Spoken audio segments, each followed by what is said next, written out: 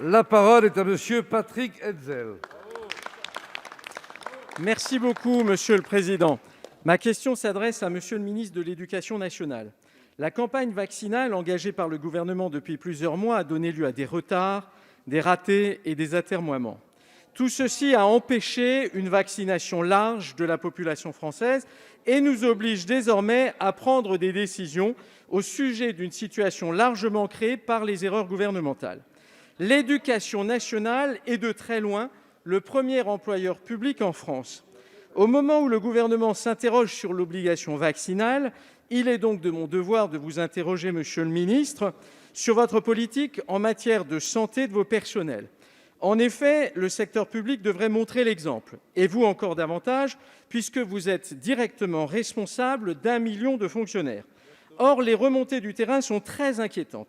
Aucune donnée n'est disponible sur le taux de vaccination des enseignants, mais plus grave encore, en creusant la question, il s'avère que vous n'avez rien fait pour informer et inciter sur une base volontaire les enseignants à se faire vacciner au travers d'actions ciblées.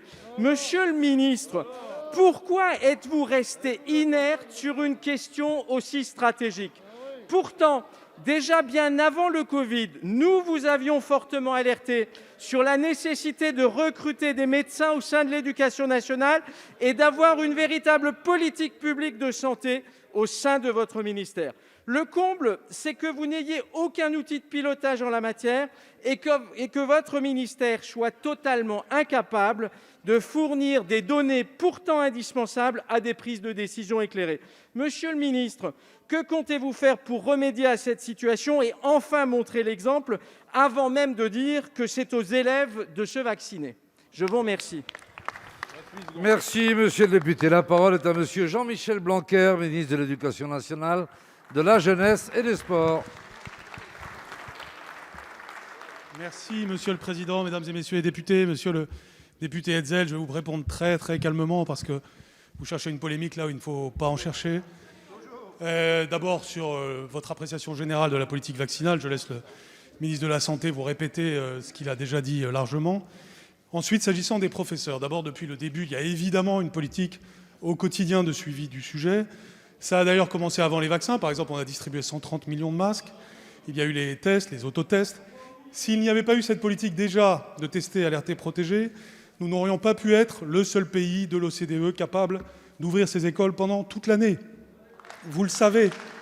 Et tout ceci en ayant, selon les études de Santé publique France, des professeurs qui sont dans une catégorie moins contaminée que la moyenne de la population.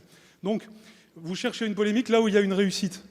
Aujourd'hui, nous sommes en train, effectivement, de suivre la question des vaccinations. Comme vous le savez, dès que ça a été possible, tout en étant cohérent avec la logique de vaccination des plus vulnérables vers les moins vulnérables, on a ouvert des couloirs prioritaires, notamment pour les professeurs de plus de 55 ans. Contrairement à ce que vous venez de dire, il y a eu des campagnes, aussi bien vis-à-vis des élèves que des professeurs, notamment au mois de juin, pour inciter à la vaccination. Pendant l'été, il y a évidemment une incitation à la vaccination. C'est tous les messages que nous passons. Le travail mené par la ministre de la fonction publique vis-à-vis de l'ensemble du secteur public, notamment la création de Barnum dans différents lieux publics, évidemment, fait partie de cette stratégie. Et à la rentrée, nous continuerons aussi, comme a commencé à le dire le président de la République hier, à être capables d'intervenir en établissement. Donc, il y a évidemment une politique de vaccination. Elle est rationnelle, elle est logique, elle est surtout calme et à l'abri de toutes les polémiques qui cherchent à instrumentaliser une crise sanitaire de façon politicienne. C'est regrettable que vous fassiez cela, mais nous recherchons l'efficacité et la sérénité. Je vous remercie. Merci, monsieur le ministre. Chers collègues, Monsieur le ministre, dans ce cas-là, pourquoi êtes-vous incapable de nous dire quel est le taux de vaccination de vos enseignants ? C'est aussi simple que cela, monsieur le ministre. Vous ne répondez pas à la question parce que vous n'avez aucun outil de pilotage. merci, monsieur le député.